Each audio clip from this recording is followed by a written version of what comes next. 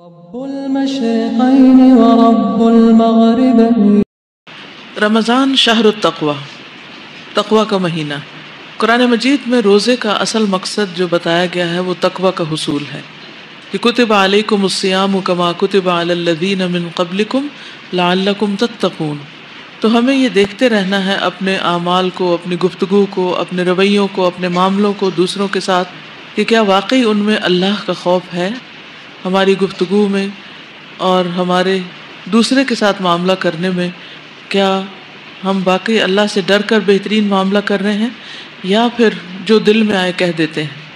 تقوی کا معنی بچنا ہے۔ روزے کی حالت میں صرف کھانے پینے سے ہی پرہیز کافی نہیں بلکہ ہر قسم کے گناہوں سے بچنا ہے۔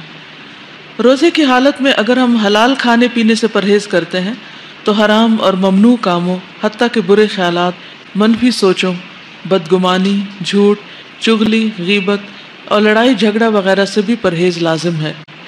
کھانا پینا انسان کے پسندیدہ مشاغل میں سے ہے جس پر کنٹرول بہت مشکل ہوتا ہے، لیکن روزے میں بھوک کا تجربہ انسان کے اندر ایسی قوت پیدا کر دیتا ہے کہ وہ اس قابل ہو سکے کہ اللہ کی خاطر اپنے منفی جذبات کو بھی قابو رکھ سکے۔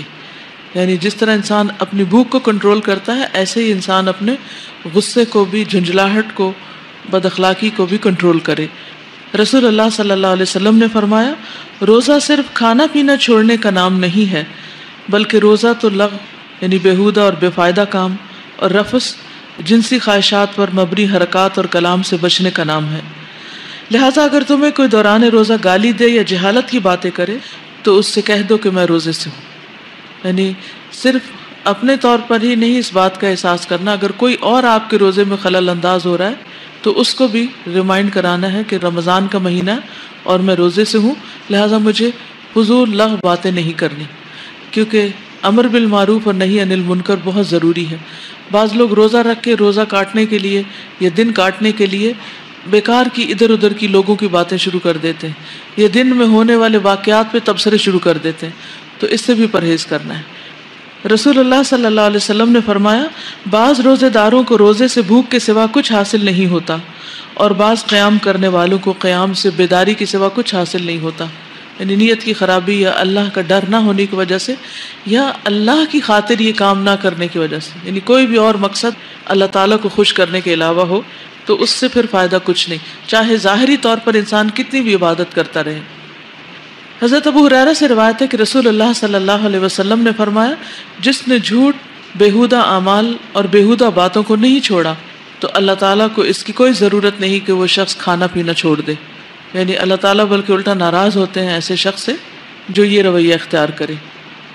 اسی لیے ایک اور جگہ حضرت انس بن مالک سے روایت ہے، رسول اللہ صلی اللہ علیہ وسلم نے فرمایا، جس نے بد زبانی اور جھوٹ نہ چھوڑا تو اللہ تعالیٰ کو اس کا کھانا پینا چھوڑ دینے کی کوئی ضرورت نہیں۔ جس نے بد زبانی نہیں چھوڑی، یعنی زبان کا خاص طور پر صحیح استعمال ضروری ہے روزے کی حالت میں۔ تو تقویٰ کیا ہے؟ اللہ کا ڈر۔ اور اللہ کا ڈر انسان کے اندر کیا قوت پیدا کرتا ہے؟ گناہوں سے بچنے کی۔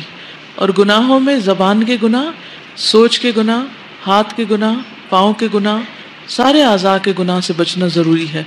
اور ایک لائف چینجنگ ایکسپیرینس ہونا چاہیے یہ رمضان ہمارے لیے، کہ ہماری عادات میں جیسے کھانے پینے کی عادات میں تبدیلی آ رہی ہے، سونے جاگنے کی عادات میں تبدیلی آ رہی ہے، اسی طرح ہماری اخلاقی حالت میں بھی تبدیلی آنی چاہیے بہتری کی طرف۔